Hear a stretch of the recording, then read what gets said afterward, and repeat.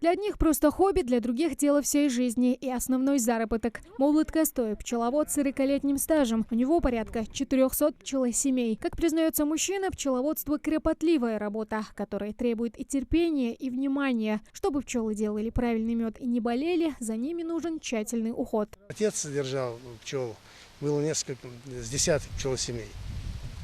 А профессионально я уже начал заниматься с 1984 года. Плановые обработки.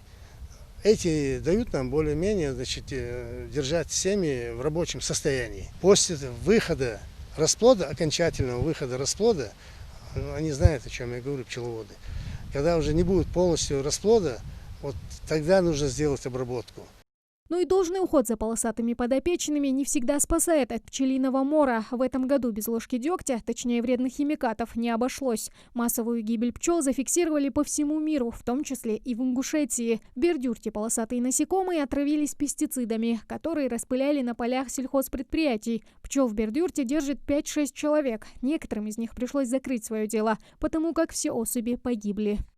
Гербициды.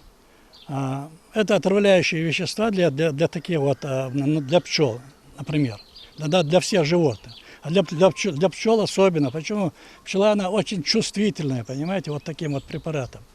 Вот моментальное отравление, они погибают. И помочь ничем нельзя. Сонды, она около чисто семьях, даже 600 тысяч худоса.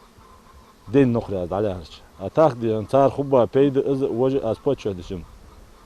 До 3 миллионов дадут. Молота Костоева эта проблема частично обошла. Массового мора на его пасеке не было, потому что местные аграрии вовремя предупреждают о грядущей обработке полей. Если есть где-то близлежащие там пчелосовхозы там, или пчеловоды, к ним обращаемся мы письменно, в письменной форме, что мы в течение такого-то времени, в период с такого-то по такое-то времени будем проводить обработку сельхозкультур. Естественно, в инструкции там написано, как, когда и какой дозой мы должны работать. Таких, как Молот, в республике около 1000 человек. Для многих из них разведение пасек – это основной заработок. И чтобы сладкое дело процветало, помочь пчеловодам России решили в Минсельхозе страны. Помогать лечить заболевших из-за химикатов пчел будут в Россельхозцентре. На днях региональный филиал получил лицензию для реализации ветпрепаратов. В сфере обращения лекарственных средств, предназначенных для животных. Это Россельхозцентр наш имеет сейчас право продавать эти препараты, качественные препараты с агробиопромом.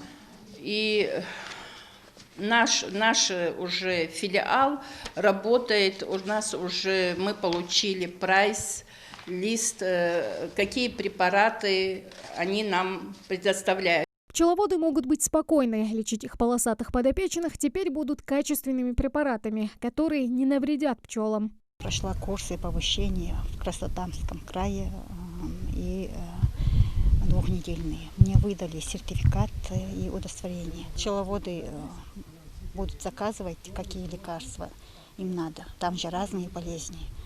Вот, по заявкам будем работать.